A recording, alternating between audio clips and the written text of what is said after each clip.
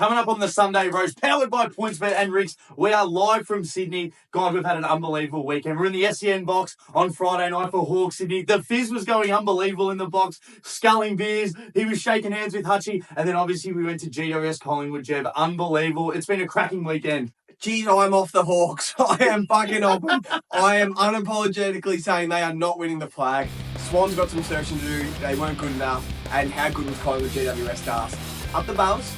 It was awesome, yeah. Usually we do this live in studio, but we've done this remotely from Sydney just to get it out in time for Monday morning for you guys to penetrate your ear holes or your eye holes, whether you're watching or listening. You guys know where to find us at 100K Sports, Apple, Spotify, YouTube, Instagram. Guys, like and subscribe and enjoy. Footy's back. Let's go.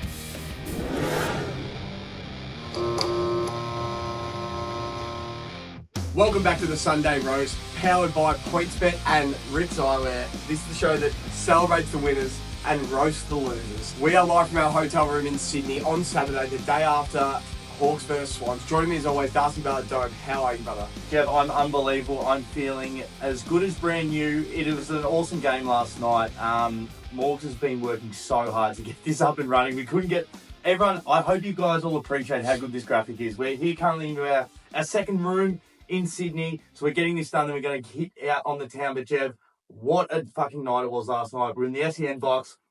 I was taking the piss a bit. I was dressed up as the Wiz. We saw the players. I was giving them stick on the way in. I told them, I said, geez, you boys are in for a good night. Heaney liked it. Lizard loved it. Papley told me to get fucked. It was unbelievable. Chatty got around us. Chat got around us as well. But yeah, we're in the SEN box, Jeff. Hutchie was there. It was fantastic. Yeah, it was actually an unbelievable night. So sitting in the SEN box, we were drinking about 10 Hans. Well, we were drinking Hans Super Dries. Hutchie was getting around us.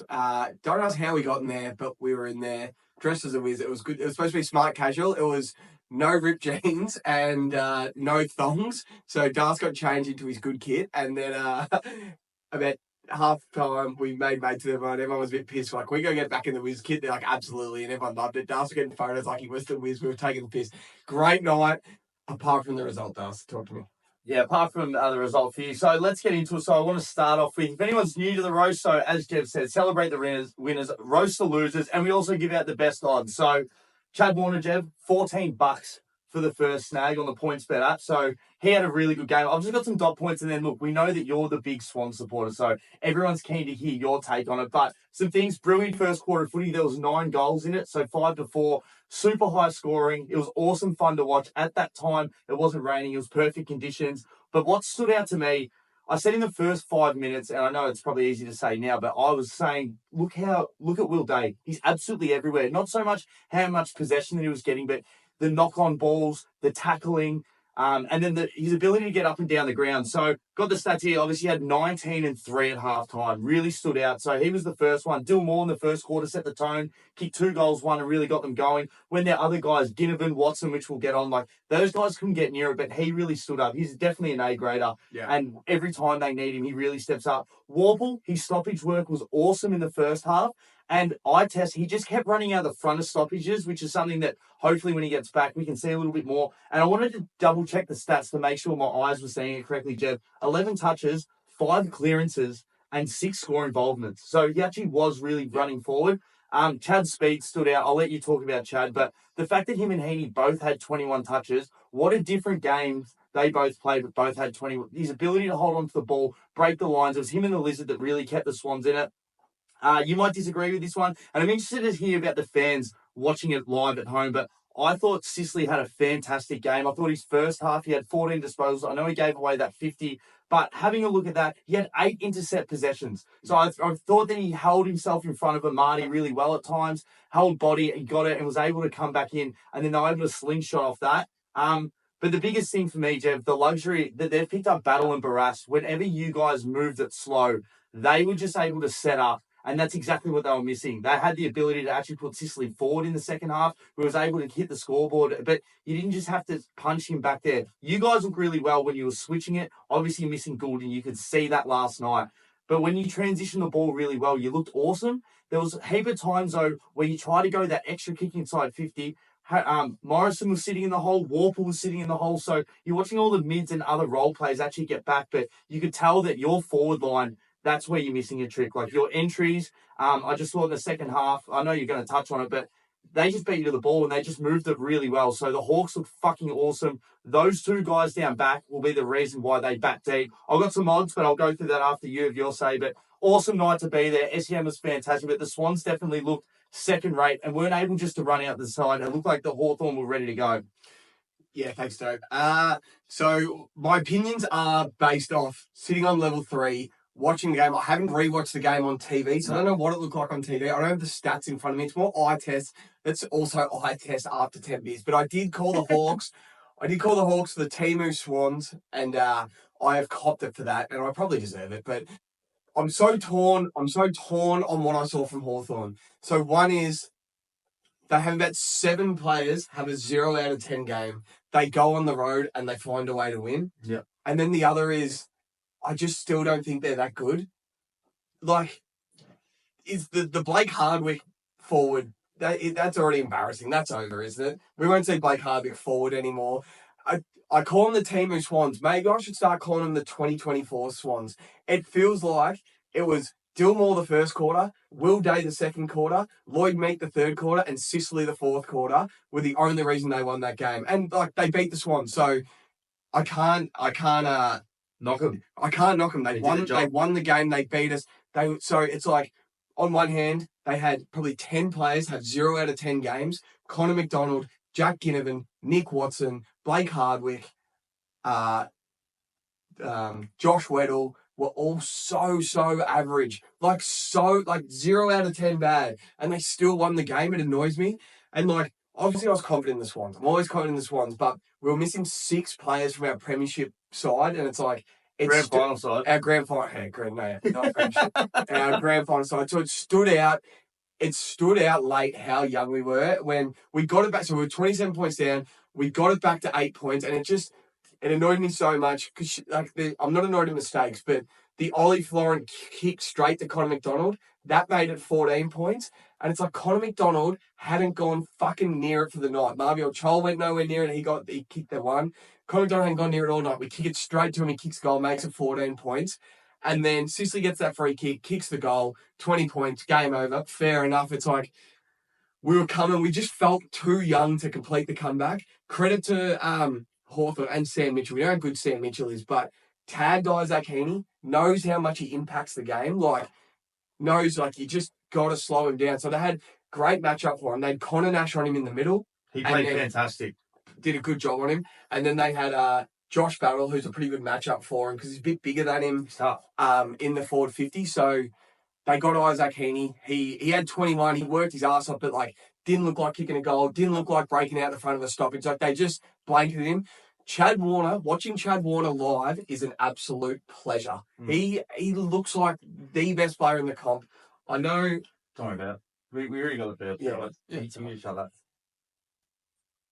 Keep going with? Yeah, keep going. Yeah, I know I've tipped into in the Brownlow. It is eye-popping watching him live. But yeah, the Swans just didn't pick the right side. Tom McDonald forward, like the same as Blake Hardwick forward, probably embarrassing. He looked like he had a pole stuck up his ass. Yes, he flew a few balls. Hawks had way more numbers. So I got to give all the credit in the world to Hawthorn. Do I think they're winning the flag? No. I still don't think they're good enough. I know the Temu stuff upset them. But look at Nick Blakey, look at Josh Weddle. Who would you take? Who would I take? Yes. I'd take Blakey. Blakey was so much better. He's so much better player. That's why I call him Temu Nick Blakey. Errol wasn't even out last night. I still think he had a better game than Massimo. No, Massimo was fine. He was good. He was all right. I did compare Warple and Chad. Obviously, Chad's better. Warple did injure himself. You said his stats were fine. That was a fine game. Playing well. Will Day was fantastic. Outplayed Isaac Heaney. Who else did I compare? Connor McDonald, Will Hayward. Yeah, they're probably bad as each other. So, yeah, it really frustrates me we lost. And I got to give credit to Hawthorn. I just don't rate them. And I'm not apologising for them. They are not winning the flag. They'll be lucky to be their prelim final weekend. I thought they were horrible. But if I'm a Hawks supporter, it's go... Are we going to have 10 guys play that bad again? Or are they just not that good? They look so happy with themselves and they just did nothing. Sam Wicks gave Nick Watson an absolute bath. James Sicily shits me to tears. I got to say, he shits me to fucking tears. It's just, He's a great footballer. He's so polarizing. Like every contest he's involved in, something happens. Fireworks happen. The 50 he gave down, the fling in the arms, the long sleeve. He's a beautiful kick of the footy. He gets the free kick to kick the winner. I thought he was average, but he ended up kicking a game-winning goal. He was good enough down back to get the win.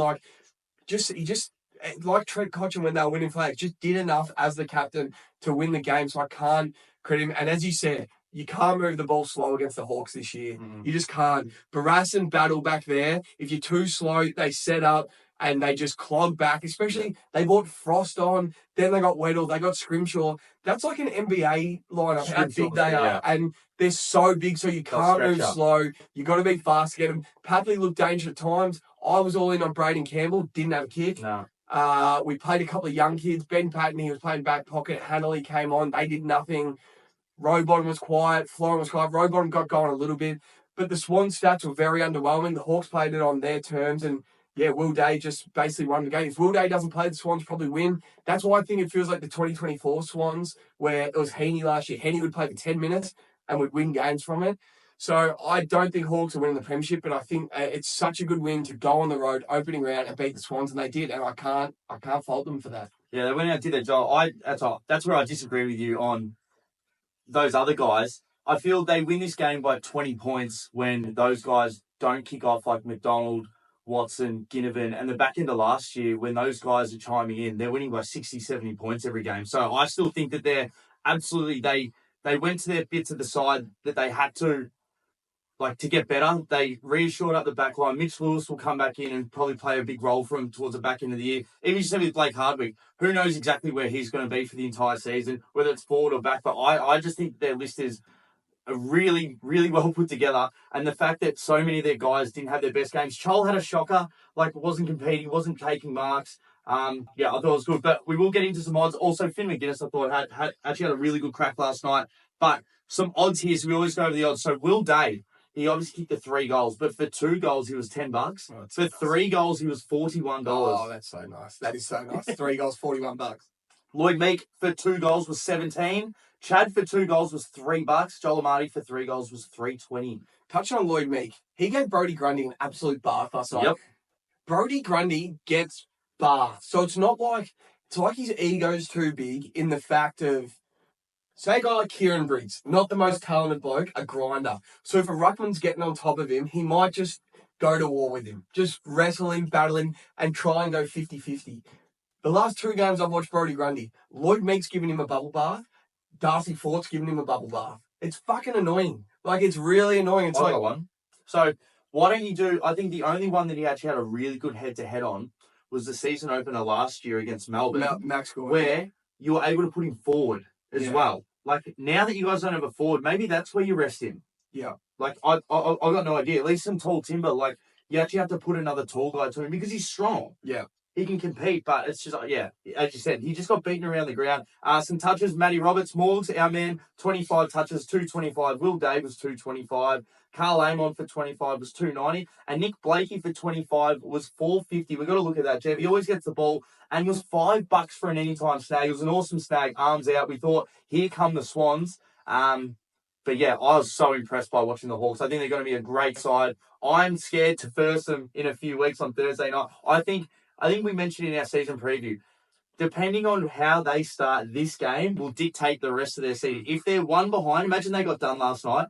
The Hawks, they're real happy with themselves. Yeah. And now the pressure starts building. They've almost got that initial monkey off the back. We've beaten one of the best teams last year. I know you guys have a lot of injuries, but now we can get going. A lot of their guys didn't play well. We got there 3/4 time. You're still in it. We clawed out a good win on the road. And I actually love some coaches when they sit on the boundary, whether they don't look like they can coach. Sam Mitchell was there pointing, talking to players when they're coming off. I know I'm really critical of Voss. I feel he just stands there with his arms crossed. But Sam Mitchell brings guys in. He coaches them. So he does it in a different way.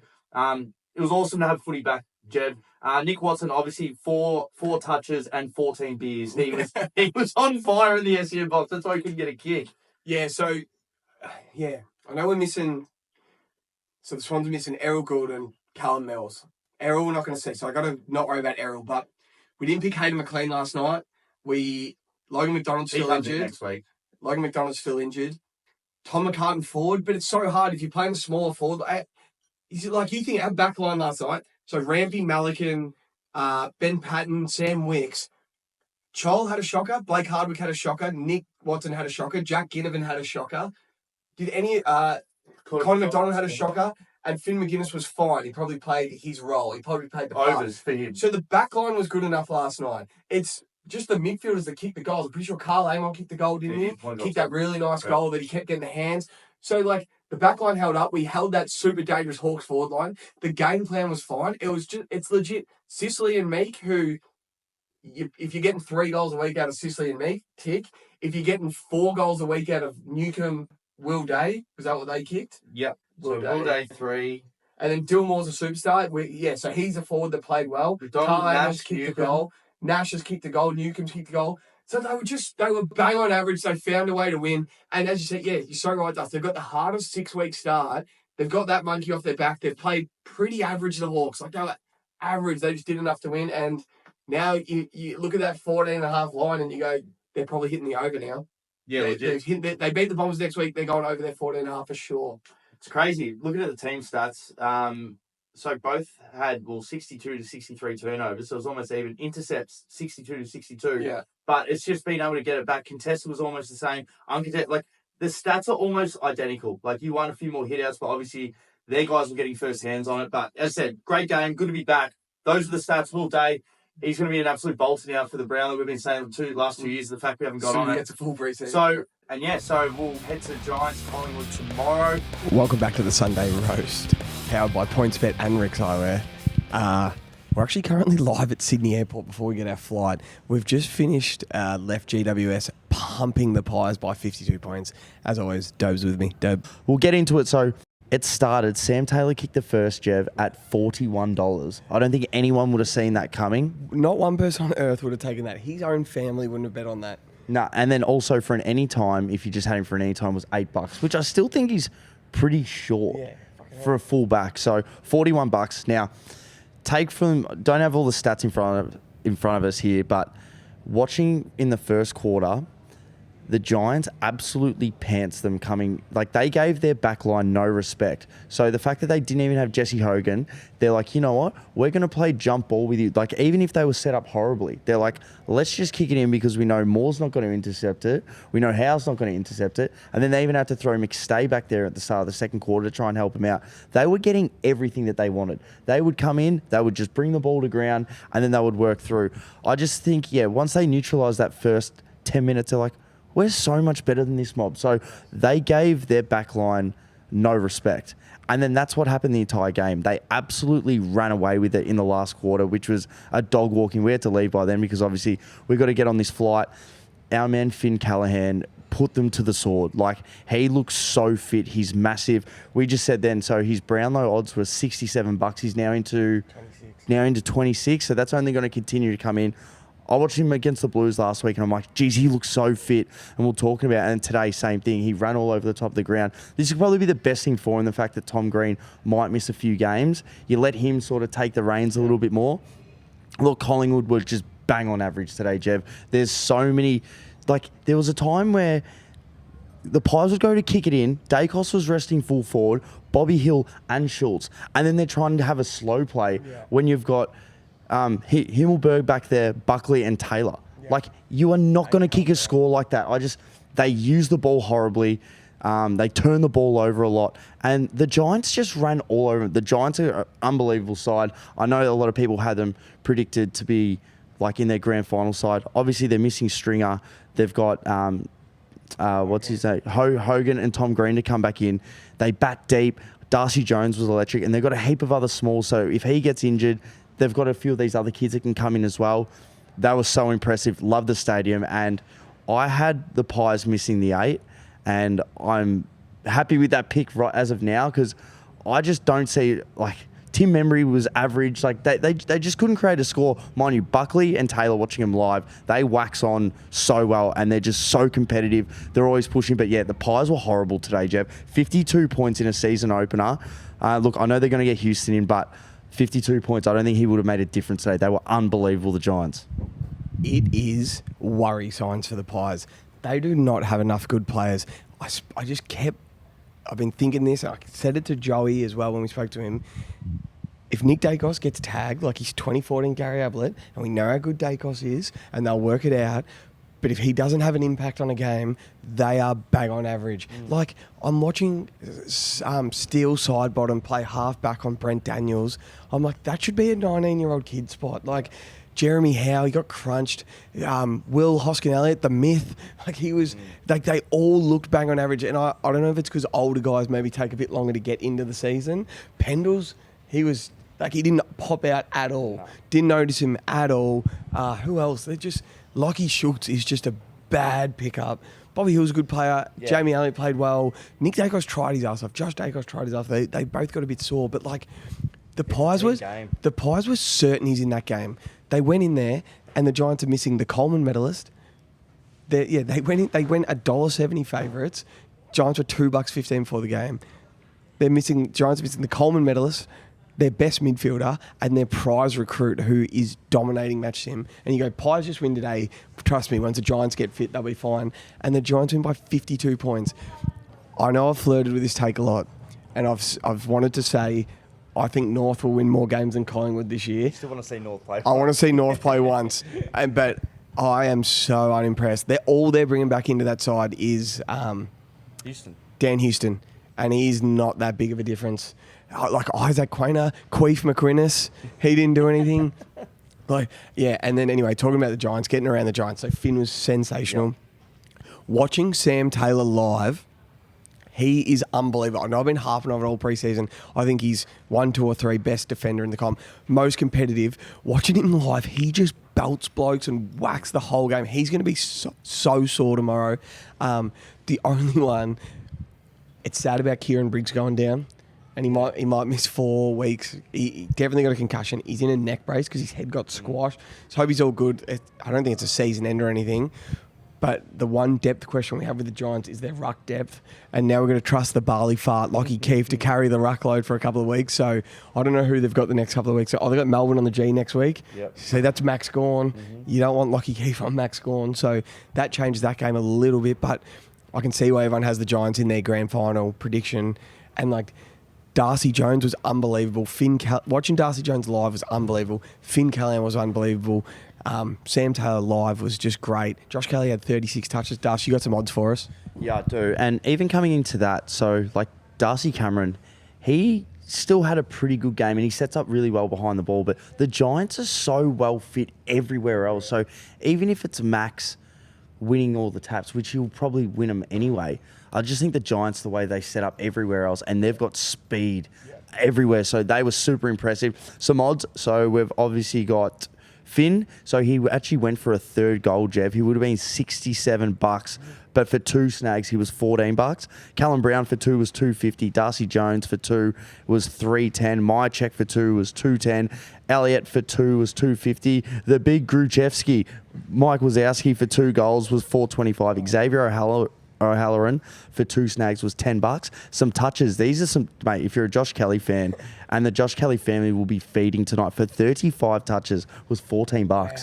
I mean, like, look, he still gets a lot of it there, but they're like Lockie Whitfield numbers. Like, I noticed him. I didn't notice him that much. Finn's way more. Yeah, so Finn for 30 was $5. Josh Dacos just got his 25 at $1.60. Perryman for 25 at $4.25, which is a really good price. And Darcy Cameron for 20. So he's around like the 15 to 18 mark. So for 20 touches was $2.80. But yeah, I just couldn't believe before the game, the Giants were $2.15. The over-under was 172. So it was a perfect day for footy. So they thought a lot of points, but that actually went under by a bit. But their defense, Jev, is just the way that they set up. And we almost need to look at the sides now that have 2 big key pillars. You can't do it with one. The Blues, we've only got Wiedering, so we need a second. So if we look at Hawks this year, if they've got Battle and Barras, and then a Sicily, a third guy that can come through. So you've got Brown, Himmelberg, Buckley and Taylor. So you've got like 4 really good guys that can go through there. So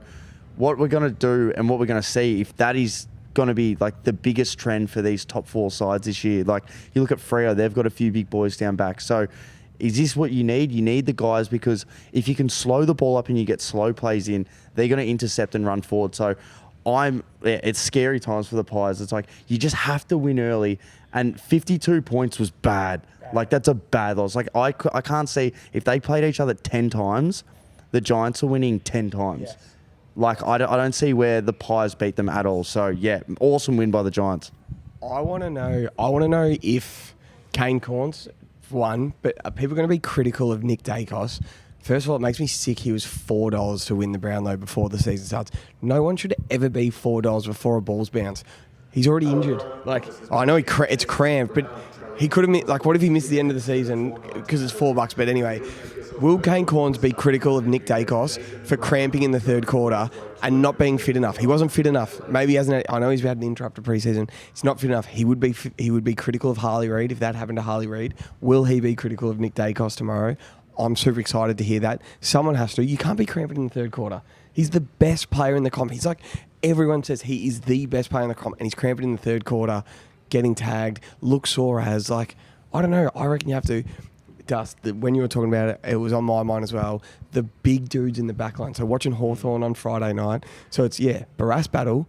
Sam Frost came off the bench as the sub. He's a big dude. Sicily down there. Then Scrimshaw and Weddle are all big dudes. And then the Giants today, they've got Taylor Buckley, Connor Iden, Harry Himmelberg are big dudes. Lockie Ash is a pretty big dude. And then Whitfield just runs around and gets the ball in his hands. I'm like, and I watched today how much Whitfield trusts those blokes defending behind him, because Sam Taylor just doesn't get beaten. Buckley doesn't get beaten. So he can run around and, like, be a bit loose on his man. Doesn't have to be a full-on defender. So is that the defense blueprint? Like, you got to be a big dude but super athletic. Iden was playing on Bobby Hill and, like, was fast enough to go with him. He's bigger, he's stronger. He didn't tackle him high.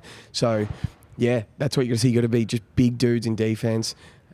Oh yeah, that's what I noticed. And yeah, the Giants are really good, really, really good. Yeah. So that's our first race. Obviously, we've only got the 2 games to go over, but it's been awesome to actually go back and lock in and watch a bit of footy. We had a heap of beers. We had a few bets get up. The Chisler got up. So we had Binga Daniels to kick a snag. We had Toby Green to kick a snag. We had Bobby Hill. And then we had the local produce, Finn Callahan, and then Josh Dacos as well. So that was $3.39. You had a market that you got up with PointsBet, which was awesome. Yes, the only place on earth you could get this was on PointsBet. I made it this morning. Nick Dacos and Finn Callahan to combine for 50 touches and 2 goals. Finn has 30 and 2. Nick Dacos gets his 20 or whatever. It's like, you fucking beauty. It wouldn't have won if you took it on Sportsbet and you took them for 25 and 1 each. Like, it doesn't win. It only wins on PointsBet. So great bet, that one. Let's go. That is the first roast of the year. It will look different. We'll be at our home studios, but we're just on the road today. So hope you've enjoyed. Leave us a comment. Leave it, like, subscribe, send it to someone at 100K Sports, Spotify, Apple, Instagram, YouTube, everywhere. Find us, follow us, leave a comment. At the footy today, there was a couple of Hawthorn supporters that were coming straight up to me and saying the Timu Hawks. We caught up with a mate from Parkdale, a couple of mates I play footy with, who's a Hawks boy. He goes, I'm in 3 separate Hawks chats. Your photo is in all of them, getting ripped. So I might have bitten off a bit more than I can chew here, but we'll see. We'll see. I'm confident in what I'm saying. I reckon they're the 2024 Swans. Maybe not the Timu Swans, but the 2024 Swans, but we'll see. So next week, we're back in Melbourne. We're calling it the Reach Around. So we can officially, for those people that can't come to gather around, join us. It's called the Reach Around. So we're going to try and go to 4 games in Melbourne. So Thursday night, Carlton Richmond. Friday night, Hawks Essendon. Saturday night, Collingwood Port Adelaide. And then Sunday to finish it off, Melbourne GWS. It's going to be awesome to watch the Giants again. We've got some cracking games. Geez, I was out on Port Adelaide. But the Pies are going to have to do something to win this game. So this all of a sudden gets super interesting. Obviously with Houston versing the old mob. Carlton Richmond, I'm excited to watch the Blues and the Hawks to see if they can continue it on. Hey, as you said, that's the roast. We've really enjoyed it. We'll be back in the pod on Tuesday with a full slate of games, which is exciting. And then more footy coming right out. Thank you. What are you prepared to lose today? For free and confidential support, call the number on the screen or visit the website.